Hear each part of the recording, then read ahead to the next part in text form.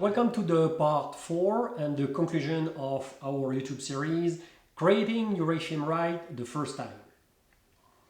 For the part 4 of this series, I'm going to share with you some guidelines about post-processing.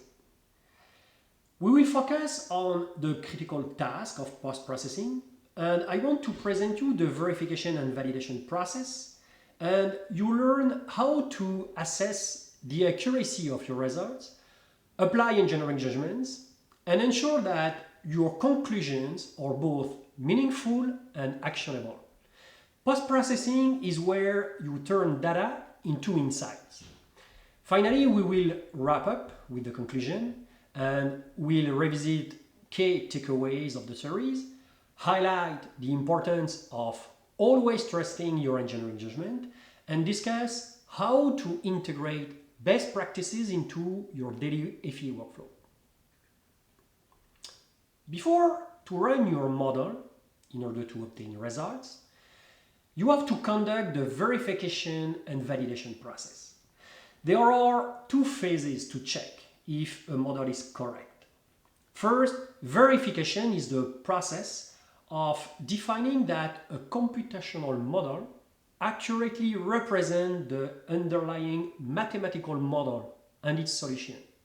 So the verification process verifies that the model works, the math is right, and the FEA analysis is accurate. But verification has nothing to do with the reality. It is 100% related to the FEM itself. The two steps of the verification process are perform the accuracy checks, and there is a long list of accuracy checks that you have to do in your pre-processing software. The second step of this verification process is to perform the mathematical checks. There are few mathematical checks available to you in order to complete the verification process. Then you have to do the validation. Validation means to check the model by making an independent prediction and checking this prediction in some other way, for example, experimentally. It validates that the FEA does what it's supposed to do, the physics is right, and the FEA correlates the test. The validation creates the bridge between the FEM and the reality to ensure that the real world is properly represented by the FEM. So, I want to share here in this part 4 about post-processing, I want to share few recommendations. First, never believe the results of a simulation without thinking about its plausibility. If your simulation deviates from your engineering judgment, continue checking until you are sure that you understand why the simulation is incorrect. When the results of the simulation are not in line with your engineering judgment, always trust your engineering judgment. Because your engineering judgment is correct 99.9% of the time. Even if you are only interested by displacements of a certain region, check stresses in the model. Make sure you understand which properties are vectors or tensors, because it's different quantities. Which component of stresses or strains are relevant depends on your model, the material, and the question you're trying to answer. The default settings of the post-processor are not always appropriate, okay? For example, some FEA software plot the von Mises stress as default stress variable, which is not very helpful for brittle materials, for example.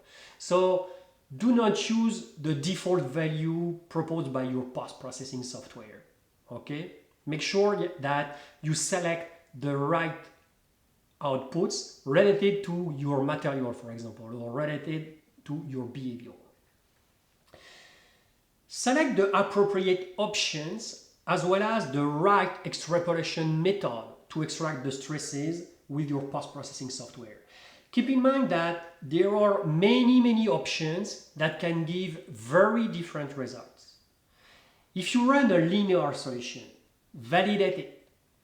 By that I mean validate that your model, your component, is working in the small deformations domain and there is no yielding. It is the basic assumption of a linear solution. Pay attention to the coordinate systems when extracting the vectorial values. Okay? Because again, here, most of the FEA post-processing software, use default coordinate systems, which are generally what we call the global coordinate system. But there are a large variety of different coordinate systems available to you. Could be the element coordinate system, the material coordinate system, or even a local coordinate system defined by the user. Okay, so you have to have that in mind where you post-process a vectorial value. Ignore the results in the singular regions. Okay, when you're sure that it is a singular region, because usually those values, the stresses or the strains in the singular regions are infinite and are unrealistic. Okay, so make sure you identify them properly and it will permit you to ignore them. So let's jump to the conclusion of this series, creating your FEM right the first time. Making FEA is more than just using a software, okay? It is a matter of understanding the FEA process, using the best modeling practices, and knowing the behavior of the system you wish to model. Unfortunately, and all too often, engineers try to learn FEA by attempting to use the software before they understand the theory, the basic theory, I should say, the basic FEM theory, and proper modeling techniques. Learning FEA from a software perspective is a recipe for disaster. This is because FEA is not just about the software. It requires an understanding of the modeling process that permits you to solve physical problems. The importance of the FEA software itself is very often overestimated compared with a good understanding of the modeling process. During my coaching with beginners in FEA, I realized that they focus on the graphical aspects over engineering data and modeling techniques. So what I want to suggest you here is always remember that an FEA software is just a black box for solving very complex systems of equations that you cannot solve by hand. And keep in mind that FEA is simply a tool used to help you in your structural analysis. So, if you do not master the modeling techniques, you will likely submit an incorrect system of equations to the solver. But the problem with that is that the solver will give you a solution, it will give you an answer, even if your system of equations do not correspond to the problem you want to solve. So in the FEA learning process, there are 3 stages to follow to make sure you will produce correct results. The first stage is learning the basic FEM theory. The second one is learning proper modeling techniques. And the last one is learning how to use an FEA software. For sure, at the end, you have to learn an FEA software. You don't have choice. But it should be the last stage of your FEA learning process. Engineers typically learn FEM theory in university or college before they learn how to use a software. Okay, and all too often they skip the stage 2, which consists of learning the proper modeling techniques. Okay? Keep in mind that once you know the theory and the proper modeling techniques, learning the software is the easiest step in the process of learning FEA.